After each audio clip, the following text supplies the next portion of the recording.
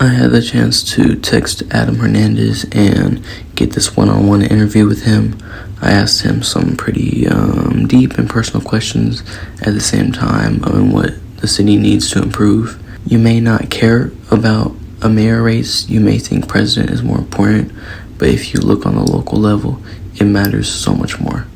So rather you vote for Adam or another candidate, please at least get involved in your local elections. I'm Adam Hernandez. Now enjoy I'm a candidate for mayor. Adam Hernandez. So I was born and raised in Lubbock, born and raised right here in East Lubbock, as a matter of fact. I spent a lot of time here in Parkway. There's another area called Chapel Hill right across the way over there. So yeah, I've been here my whole life, and except for 3 years when I went to college in Waco. Outside of those 3 years, I've lived here. So then, how'd your parents get here? They were just born here? Or? Yeah, so both of my parents were born here. And yeah, before that, even my grandma, my great-grandma were here before that, yeah. No. So, independent? Or yeah, I'm not a member of any political party. What's your background? Are you Christian, or if I may ask? Oh, yeah, so, I'm a spiritual person. I don't have any particular church or religion that I go to. Okay. So you tried to run 2022. Mm-hmm. Why do you think this year's different? So the main challenge that we had, or why we didn't win that election, was the low voter turnout. And that's the issue really that Lubbock has had the whole time. And so what happens in a typical May election is you have about 19,000 people out of 180-something thousand registered voters. You'll have about 19,000 show up in a typical May. That's less than 10% of our entire city that's picking the leadership for everybody else. And so because that's been the case, we've ended up with the similar results, right? Similar types of candidates, similar types of policies, all of that sort of thing. And so it's caused a lot of voter apathy over the years where people don't think anything changes. But then it's sort of like a catch-22 because then they're not voting to change it, right? And so we really needed to work on getting the voter turnout up. And so that's what we've really been working at. And so that's really the main difference this time. You feel like you've been more active, or not active, but just more present, I guess, maybe? Yeah, definitely more present. Also, with the Freedom Act stuff, I was, getting more press for that as well. And so that definitely has helped. So I know you won't be able to be in office for 10 years, but so if you do become mayor for this next term, and then say the next term after that, mm-hmm. What are some things that you could do to help Lubbock within the next 10 years? Yeah, so first and foremost, a big one is, there's two main things that we have to do pretty quickly. The first one is we have to get the loose dog issue under control across the city. People can't walk in their neighborhoods, and a lot of the different things that we need to do to make our city better really depend on the safety of our neighborhoods and how comfortable people feel walking around in them. The next big thing that would need to happen immediately is that the city needs to analyze our value per acre across the whole city. And without getting too technical into it, it essentially lets us know what our revenue and expenses are in all the different areas of the city. And our development patterns, how we develop the city right now, mostly what is happening is the core area, the older area of our city, is actually paying for those brand new areas on the edge of town that are just being built. And that's a really bad model because once the maintenance starts to come due on all of that, we don't have the money for it. And then it starts to become a negative on our balance sheet. And so we really have to change that. And we can't really do that effectively without doing that analysis. So those are the two main things that I would want to do immediately. And so what that analysis will let us do is to really understand where it makes the most sense to make investments in our city in terms of development, so that we can get more value out of our land. That's how the city pays for things, is with property tax and sales tax mostly. And so right now, for instance, in this area that we're in right now, we have huge chunks of land that are occupied right now by industrial sites right up next to neighborhoods, right? The property tax that you're getting from that is really low compared to if those things were moved somewhere else and you had more productive things like houses, stores, things like that. The city would be in much better financial shape and would have much more money for services and road maintenance and things like that. And then everything else that we want to do, right? If we want to have nice things, if we want to improve our communities, you got to improve our income. And so those are two of the big focuses that I would want to do right out the gate. Yeah, so Lubbock Compact is a public policy think tank and an advocacy group. And so what we mostly deal with is public policy, mostly around like the built environment and environmental justice and disparities in the city. And so we advocate on a wide range of issues. We also help other communities advocate for themselves and also do some training for people to teach them how to do community advocacy. And so that's the gist of what we do. Yeah, so Lubbock Compact, the organization is in two parts. And so we have the Lubbock Compact Foundation, which is a 501c3. And 501c3 organizations are nonprofits that can't be involved in political activities, but a 501c4 nonprofit can. So we have, on the 501c3 side, it's called the Lubbock Compact Foundation. We also have Lubbock Compact, which is a 501c4 organization that can do political activities. And so that's how we did Freedom Act, was on the 501c4 side. So were they the ones that initiated the Prop A then? Yes, so myself and 4 others were the initiating committee. That's sort of how it works. So the rules are laid out by the city already, and then those powers are given to the city by the state. So the state, once a city reaches a certain size, a city can become what's called a home rule city. And if your city becomes a home rule city, that means that citizens can do a petition initiative to get something in front of the city council. And if the city council votes it down, then the citizens have the option to put that on a ballot for people to vote for. And so that's the mechanism that we used. And so to do that, you have to have an initiating committee of 5 people. And it was myself and 4 others, all of us part of Lubbock Compact.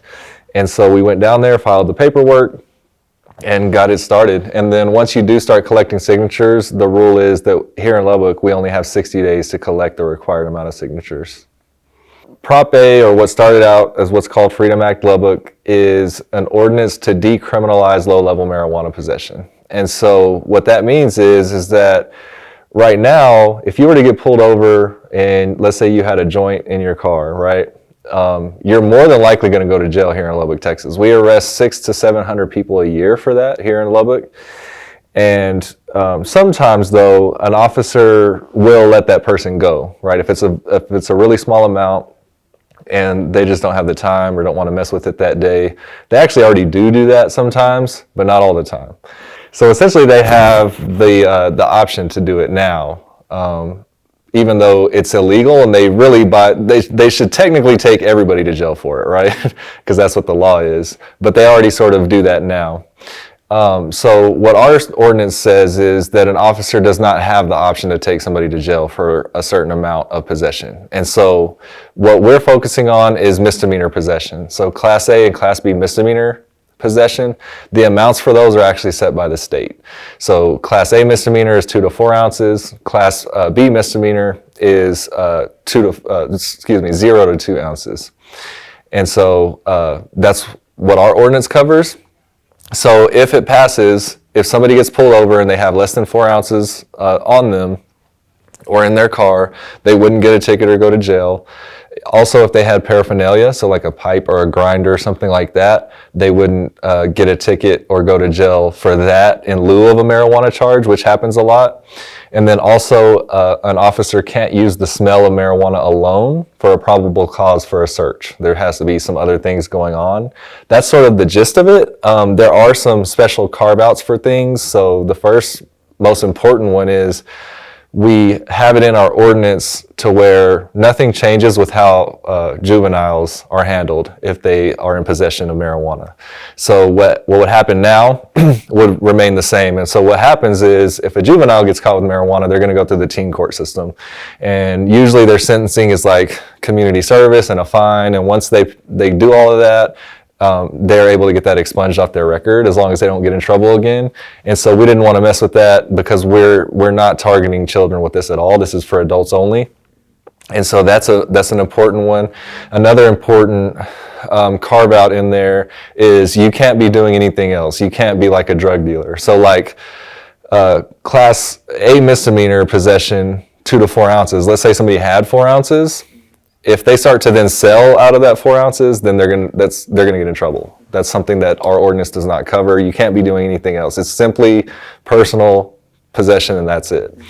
And then I guess another big part of it is if the state or a court issues some ruling that makes Lubbock unable to decriminalize, then it will go down to what's called deprioritization, which means the city's policy would be to tell our officers that this is our lowest level enforcement priority.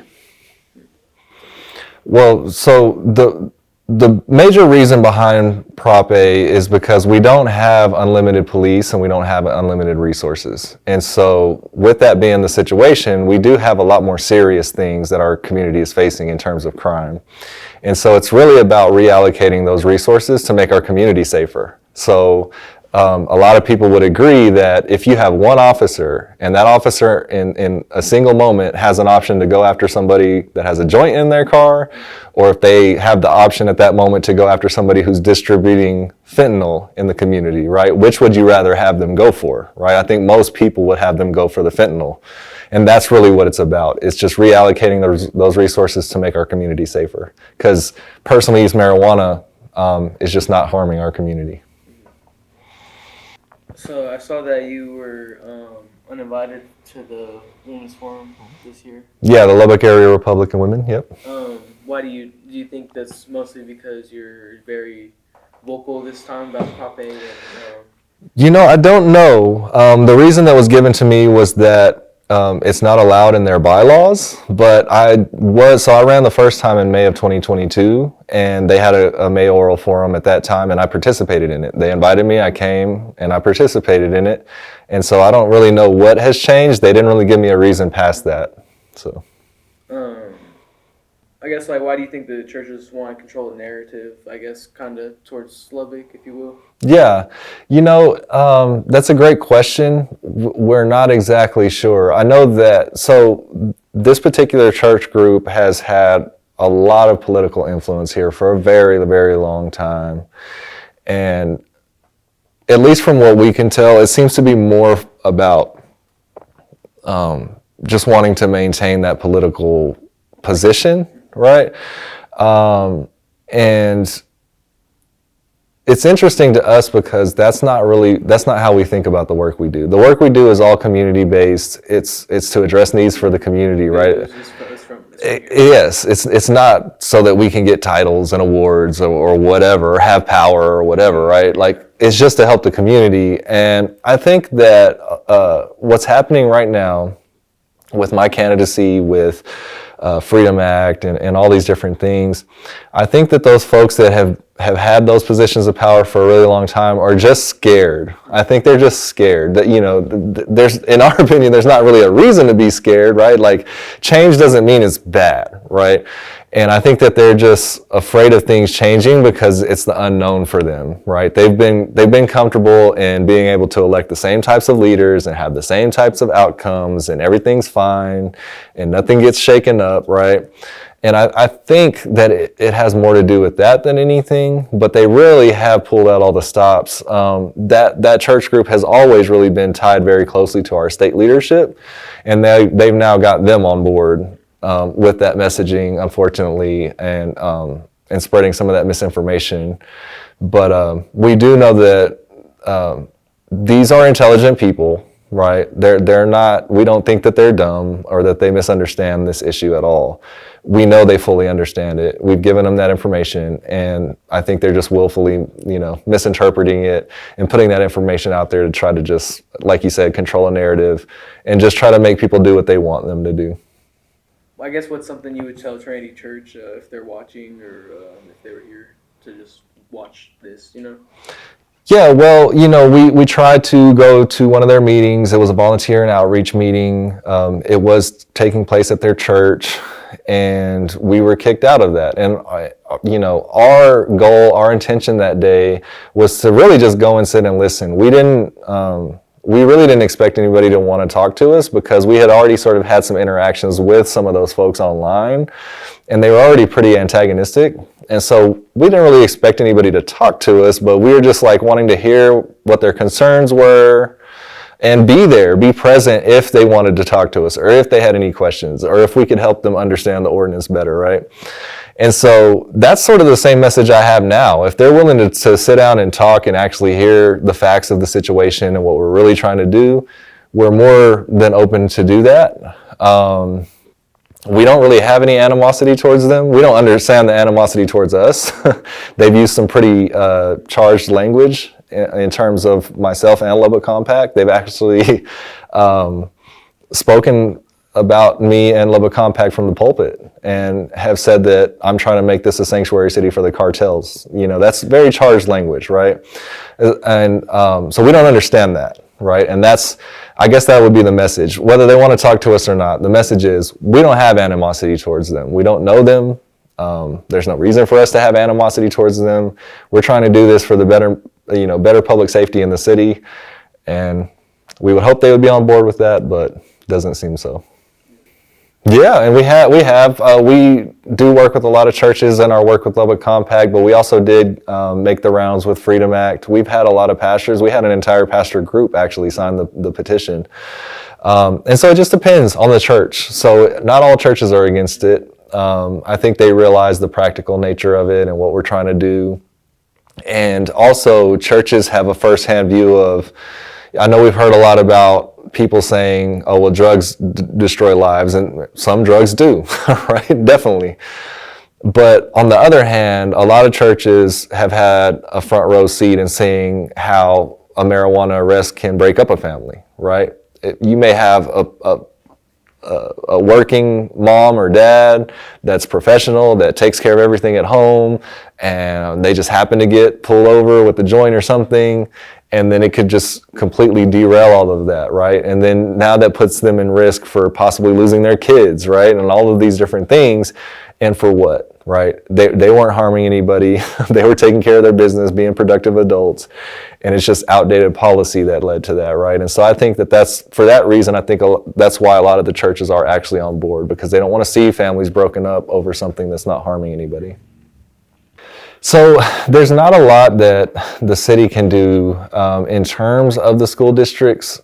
One thing I do want to do for sure, and this is also something that I have been actively working on and building relationships with LISD. I do volunteer myself in LISD.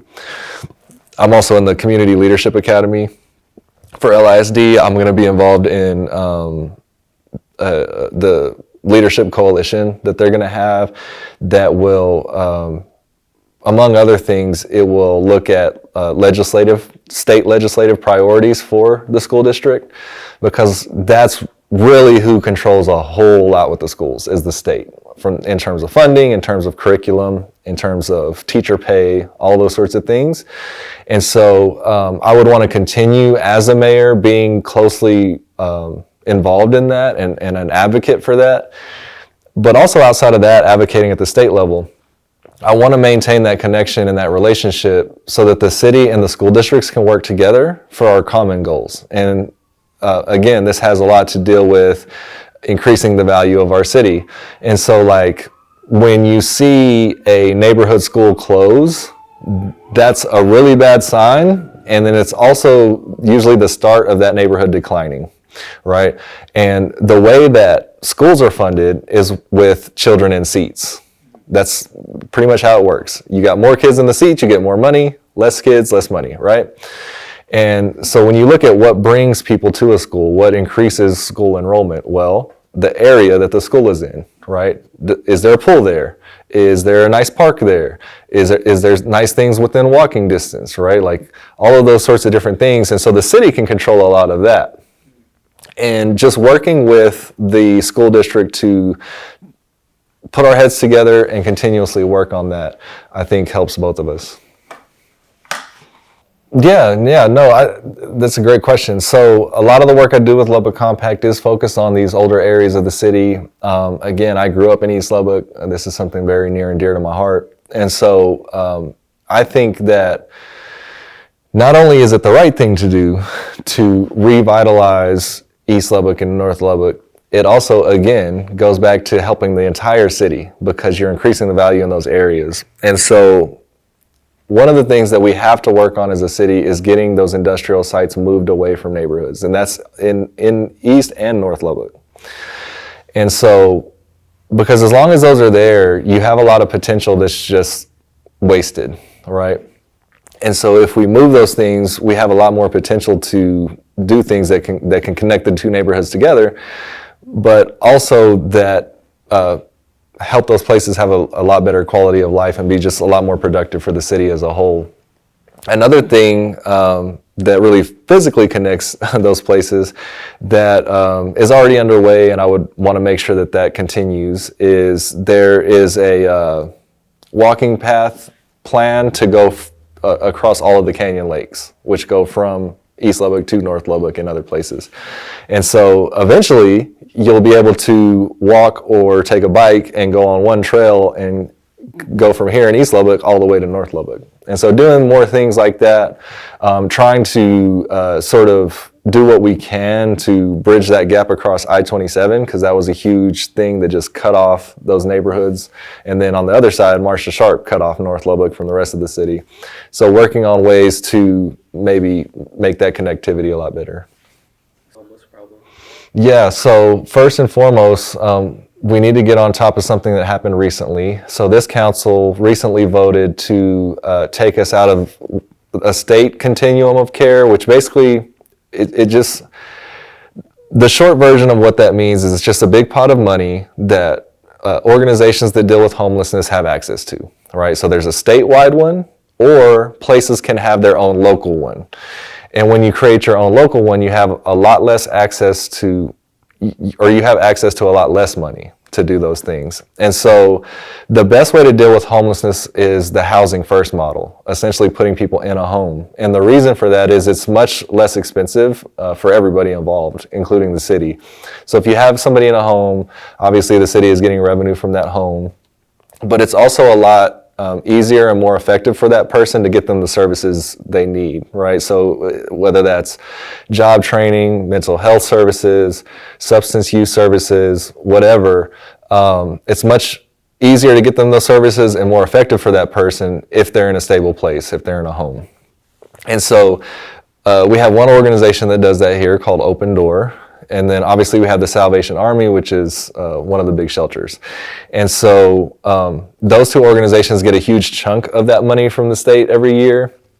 So when you look at Open Door, for instance, if we were to take ourselves out of that state, it was called balance of state. If we take ourselves out of balance of state and have our own local continuum of care, it's a pretty big difference. So right now, Open Door gets about $2 to $2.5 million a year to do the work that they do. If we go to the local one, it means that they're only going to probably have access to about 150,000, and that's a huge problem. So Open Door has lessened our homeless population pretty significantly in a short period of time, and so we need to really fund them and make sure that they're able to continue that work. But also in conjunction with that, so there's a gap. So Open Door, you have to be chronically homeless. So you got to be homeless for 2 to 3 years before you can even apply to be put in a house by Open Door. And then there's a waiting list, right? And so if you become homeless right now today, there's only 2 scenarios where you can be rehoused today. It's called rapid rehousing, right? And so the 2 ways are if you're a victim of sex trafficking or if you're a victim of domestic violence. In those 2 scenarios, you can get rapidly rehoused right now today. But if you're anybody else, you're sort of out of luck, right? And so what do we do there? Well, we already have access to funds for this through the Community Development Department of the city. They administer what's called the Community Development Block Grant. And there's already a chunk of money in there for rapid rehousing that we're just not even using every year. So we need to start using that because, and you'd be surprised how little money you need for that. And we have that amount available through these community development block grants. But let's say you wanted to create a city-run shelter, right? And you're like, okay, we're gonna build a shelter and we're just gonna put these people in a shelter for the 2 years while they're waiting for Open Door. Well, if you're gonna spend $1 million or so on a city-run homeless shelter, you're not going to have the impact that you would by putting that same $1 million or so into rapid rehousing. So it would be much better for the city just to do that. And so that's what I would focus on. More animal shelters here in Lubbock. So not necessarily more animal shelters, but I'll just run through the plan that I have. And this is a plan I developed over 2 years ago to try to deal with this issue, and city councils just really haven't been worried about it. But basically that's the first thing that we need to do is expand the size of our animal control shelter. So the shelter was built in 2011 and we've already expanded it once. And the reason for that and why we need to expand it again is because we didn't really account for how fast Lubbock was growing. And so a lot of times we try to spend money like we're growing at a regular rate when Lubbock has been growing at faster than the state average for many, many years now. And so that's why we sort of need to catch up to that. And so we need to expand that facility, and then we need to have proactive animal control officers. So one for each district where their only job is to patrol their district every day and get animals off the street. We don't have that right now. We also need to, in that same vein, improve the communication side of animal control. A lot of times people can't get somebody on the phone or can't get a call back. Exactly. Exactly. And so we need to make sure that that's more streamlined and people can actually get a hold of somebody when they need to, and then at the same time have those officers already out so that hopefully we have to deal with less calls, right? Because maybe we're getting to it first. The next thing is the enforcement and the public education aspect of it. So right now, if you own a dog and it gets out and they pick it up, there's fees right now, but if you look on the website, it says you'll get charged $0 to $95. Well, is it $10? Is it $80? Who decides? Whatever, right? We need to standardize that fee schedule. And so, maybe the first time they pick up your animal, it's like a parking ticket, $35 or something. Maybe it's like that for the first 2 or 3 times. Then after that, maybe it escalates. And there's things that other cities have done. And again, this can all be discussed and negotiated, but other cities have things in place to where it could escalate all the way up to somebody having a warrant out for their arrest if it gets bad enough, right? And so we need to have that in there to make the decision to be an irresponsible pet owner as uncomfortable as possible. And on the public outreach side, a lot more people need to know about the services that are already available for animal control services, as well as some of these best practices for being a responsible pet owner. And what are the consequences if you're an irresponsible pet owner? So some of the services that the Animal Control Center offers now are like immunizations, microchipping. They also have a program where you can get your fence fixed if you can't afford to get your backyard fence fixed, and that's why your dogs are getting out. They have programs for that. And so all of that needs to be marketed a lot better. And we can even be intentional with the fence fixing program because we know a lot of the problem areas, and maybe we go through there systematically and offer that to people until we have all those fences fixed. And then, so that was my, and then the last part of my plan that I sort of came up with was for cats. So for stray cats, the sort of best way to deal with that is called trap, neuter, and return. So they'll pick the cat up, they'll neuter it, and then they'll just return it to where it was, right? And what that does is, obviously that cat's still there, but it can't have more cats, right? And so there's only one nonprofit in town that does that right now, and animal control does not do that. So animal control needs to be involved in that activity because the load is just too much for one place to do it. And so then I put this out to the internet and tried to get other people's feedback who may know more about this. And so they added 3 more things to my list. And so the first one is proper enforcement of our laws that are already on the books. So one of the things that sort of sticks out in this regard is if you ever see people on the side of the road, like at Walmart in the parking lot or something with big boxes of puppies, and they're just selling them, that's illegal. And that's supposed to actually be LPD. So not only do we need enforcement on the animal control side to be better, we also need the collaboration between animal control and LPD and the enforcement with LPD to also be better for some of these things. Because again, this dog issue is a public safety issue. And so all of these things create that problem. So we really need to be tackling all these things. So that was one of the things people said, better enforcement of the laws we already have. Another one was better enforcement or other ways to deal with backyard puppy mills. So people who literally, they'll just have dogs and they'll just let them have babies over and over just to make money off of them, right? And there's no like regulation, there's no, you know, standards or anything like that. And then obviously you have all those animals now out in the world creating more animals, right? So that's a big one. And then the last one that was really overwhelmingly spoken about was there has to be a big focus on spay and neuter. So right now it's very expensive to get your pet spay and neutered. If you just like go to a vet, it's probably like $300 or $400. We do have a nonprofit here called Pets that does it, and they do it for much cheaper. They do it for like $60 or $70, but the waiting list is like 6 to 9 months. So the city needs to be involved in that, but also some of the ideas that people put out there were that they do in other cities is, let's say your dog that you own gets picked up. A lot of cities will make you get it spay or neutered before you can even get it back. And so there's different things that we can do for that, because spaying and neutering plays a huge role in keeping the population down. And that's sort of the goal, is to keep the population down, and then as well as getting those animals off the street that are already there. It could definitely, sure, it could definitely be similar. I mean, the way we're seeing Lubbock grow and start to kind of come up against other communities is just the same way that Austin or DFW or any other place did that. You know, in Austin you have like Round Rock and these different places. Those were once their own little cities, right?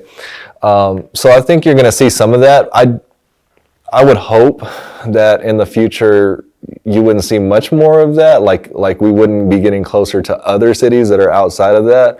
The reason for that is, again, that development pattern is really a draw on the city finances, and it sets us up for failure. So what you're actually seeing with a lot of cities, I think Austin has started to do this, Houston, and other cities across the U.S. have started doing, some of them have started de-annexing land. And so, because it's just too expensive for them to maintain those things on the outside. And so, and then some other places have put in where they just put rules and say, we're just simply not going to add any more, annexations to our city limits. And so you're already starting to see some of that, and it's just really just a practical dollars and cents decision. That's a great question. I've never heard that one.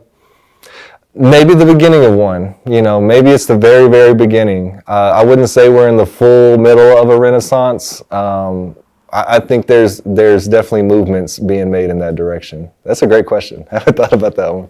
So a big one that we've heard is like a lot more shade structures. We get a lot of sun here, and a lot of our elder population can't really enjoy our parks because it's just too hot, right? And so more shade structures for sure. One of the things that I would have wanted to look at that sort of has already been done is updating all the bathrooms that exist in the parks, but also now we need to look and see where we don't have bathrooms in parks, right, and add those. A lot of people have pushed for a skate park, for skateboarders, right? And I think this is something that could be a real asset to the city, and we have plenty of parks where we don't have to create a new park. We have plenty of space where we could put that in an existing park, right, wherever it makes sense. So things like that. Another part of my plan for parks and for this situation is public pools. And so the city council closed the 3 of the 4 public pools that we did have.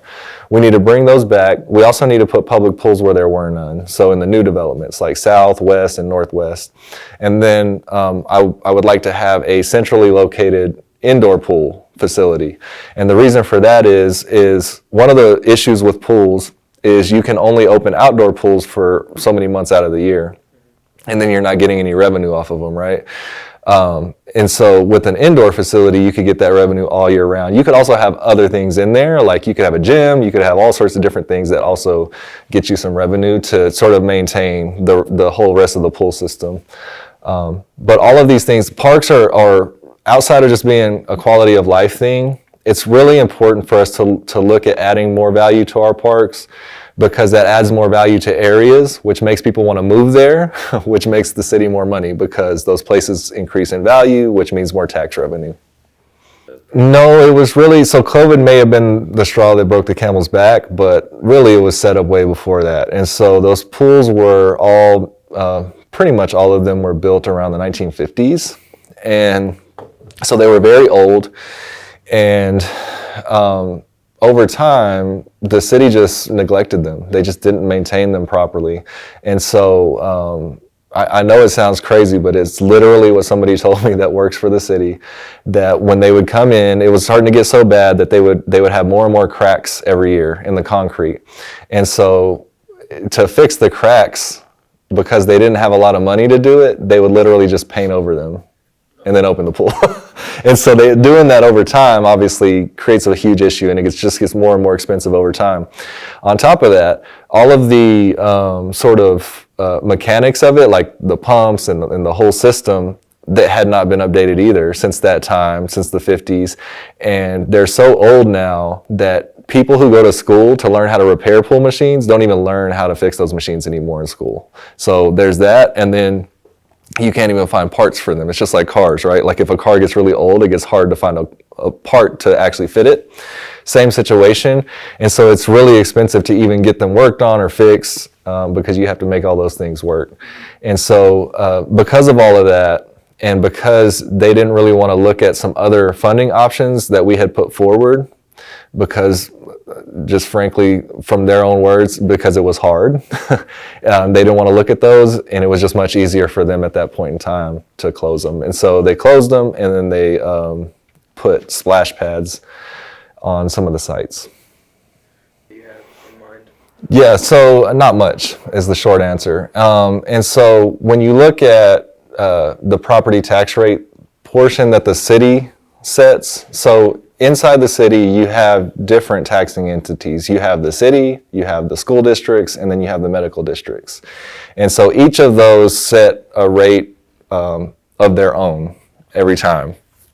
And so the part that the city sets in the grand scheme of things really doesn't affect a whole lot. The property tax system itself needs a lot of work, and a lot of that we can't even really do on the local level. It would need to be state, and some of this stuff would need to be federal level changes. I don't know how, if that's going to happen anytime soon. So in the current situation we're in, normally what's done during when it's time to set the property tax rate for the city is we sort of look at what's going on right at that moment. And so sometimes we're able to lower it a little bit, sometimes we need to raise it a little bit, but it's going to be very little one way or the other. There's also a rule from the state that we can't even raise it past 2% without going to the voters. And I've never even seen it come close to that rate, to even come close to going to the voters. And so I don't, the reason is pretty simple. Let's say we wanted to fix all of our roads right now and get them all in brand new condition, and we wanted to take care of all of these things, even if it was just the roads, you would have to raise the taxes so high for everybody that it would be impossible. Like nobody would pay, like we would probably have a real life revolt if you tried to raise taxes that high. It just wouldn't work. And no city's gonna do that. And so that's not really the answer. And so what we have to do is we have to be better managers of our taxpayer dollars when it comes to roads. So some of this stuff I've been working on with Lubbock Compact over the years. And one of those things that we did to set us up for a better situation in this regard was we had the language of a fund that we all pay into right now that it's called the Gateway Street Projects Fund. When it was first created, it was only able to be used for brand new roads. Well, we don't have a whole lot of brand new roads to be built in Lubbock, and so that doesn't really help the rest of the city. Well, we had that language changed back in 2021 so that it can be used on existing roads, and also not just main roads but collector roads. So like an arterial road or a main road would be something like 50th or 34th, and a collector street would be something like Boston, right? And so we can use it on existing roads, we can use it on collector roads and arterials.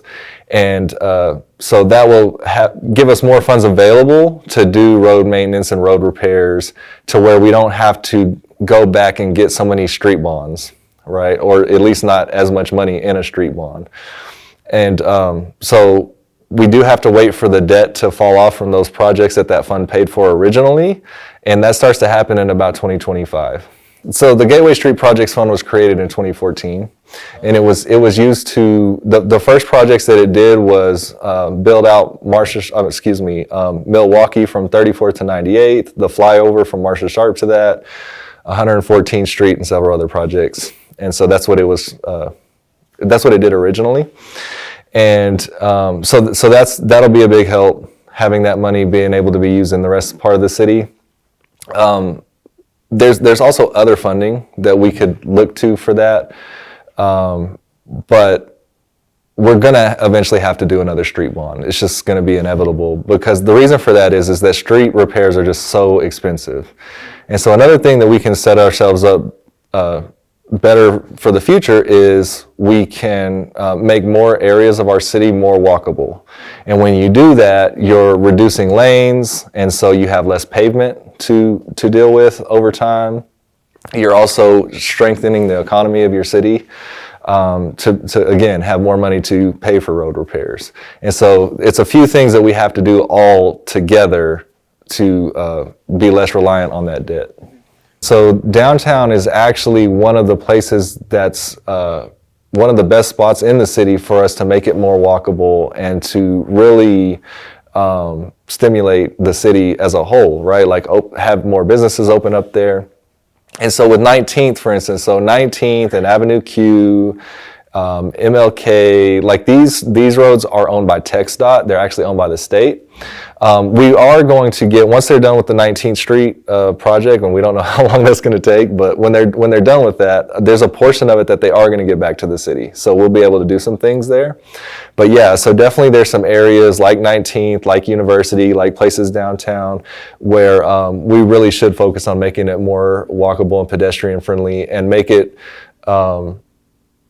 a better place for somebody who doesn't even have a car, right? Like a lot of people just don't even want a car, especially students, right? They would prefer to be able to walk. And we really we really haven't created what's called a 15-minute city, which is, it's supposed to mean that you could walk to where you need to go in 15 minutes. Lubbock has sort of twisted this, and they're like, we're a 15-minute city because we can drive anywhere in 15 minutes. That's not how it's supposed to work. It's supposed to be a 15-minute city, by walking. And so we can really do that in downtown. You could really have a 15-minute city, and it really wouldn't take all that much money or that much work. So there are some downtown for sure. So I've been in one downtown because there was a parking garage on one side of the street and then the building on the other side, right? And so there are tunnels that go from those things to buildings. I don't know how many of those there are, but I've been in one. And so there definitely are. I have heard about tunnels at Tech. I also have recently learned about that there's a whole entire bomb shelter underneath Estacado. Yeah. Oh, under Estacado. Yeah, underneath Estacado, there's a whole entire bomb shelter because it was meant to be a fallout shelter during the Cold War, nuclear war scares, and all of that sort of stuff. So there are some things underground. Yeah, I read. Yeah, so another big focus of mine is filling the gaps in our mental health systems. And so I have lost a daughter to suicide. And so I went through that. Her first attempt was when she was 14. And there's no youth facilities here for that. And so she had to go to Amarillo. And then when she was successful and took her own life, then we had the fallout from that with my other daughter. And she's now had a couple of attempts. And so she had to go to San Angelo, all right? And so we don't have any youth facilities. We don't even have adult facilities to sort of deal with people in an inpatient way. And so that's a big problem because not only do we service the city, obviously, Lubbock is the capital of the Plains in all the different ways. So when you look at education, when you look at our medical services, we serve the entire region, right? And that region's pretty big. It's about the size of the state of South Carolina. And so for us to not have these facilities here is, it's just a big loss for us, right? And so we have to work on getting some more of those facilities here. We do a pretty decent job of dealing with people who are dealing with sort of the worst mental health things like bipolar or schizophrenia, things of that nature. And that's definitely important. But we also have a big need for people dealing with lesser mental health things, if you will, like depression, anxiety, things of this nature. And so substance abuse, all of these different things. And even from a standpoint of crime, right, like mental health can play a big role in that. And so I think dealing with some of those gaps in our mental health system will be very important. The lucky thing for us is that in 2019 there was a report made called the Meadows Report here in Lubbock, and it was it assessed our mental health system, it identified those gaps, and it gave recommendations. So we do have a roadmap to go through. We just need to go through that. Yeah, no. It really changed my whole life. It changed my perspective on a lot of different things. It was, it's an experience I can't really describe to anybody who hasn't lost a child. But one of the things that it has done for sure is made me very passionate about increasing our mental health access and resources in this area, because that's really the only place where you can really take care of those things and try to prevent them as much as possible. And right now, Lubbock is #1 in the state for youth suicide attempts, and that's unacceptable. We shouldn't be okay with that, right? And then on top of that, our #1 mental health provider here in Lubbock is the prison system, and that's the absolute worst place for somebody to be when they're needing mental health services. And so I would say probably that's been the biggest thing. Also, working with the youth that I do, I think about my daughter all the time, in that while I'm doing that, and what can I do or say to maybe save another child, so I would say that's the ways it's affected me. Yeah. Oh man. 5 years ago even, I couldn't imagine. I couldn't even imagine all of this. When in the summer of 2020, when we started Lubbock Compact, and I knew my life was going to change because I was making the decision to dedicate as much of my time as possible to community service. So I knew that my life was going to change in that way. But I had no idea, first of all, that I was going to run for mayor ever. Like 5 years ago, I would have told you were crazy, right? Even when I started doing work with Lubbock Compact, and the reason why I ran was because people from the community and community leaders asked me to. And at first, I was just blowing them off because I thought it was a crazy idea. So never would have thought I would be running for mayor. Never would have thought that I would have been involved in all of the different things that I've been able to be involved in that really helped the city, right, and set us up for a better future. Meeting all the people that I've met, all of these interviews I've done with news organizations all over the place, right? It's just so different. It's so different. It's hard for me to explain. It's even hard for me to think about, but it's even harder for me to explain to people the difference in my life from 5 years ago, where I was just like a small business owner raising my daughters and living my life, to where I'm at now. It's pretty crazy. Well, just try to win this election so that I can go to work for the city, for the people of Lubbock, and try to improve the city for everybody. That's really the main focus right now.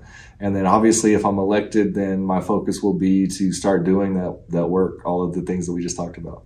Yeah, I don't know is the short answer. People have talked about that, and like I said, it wasn't even my idea to run for mayor.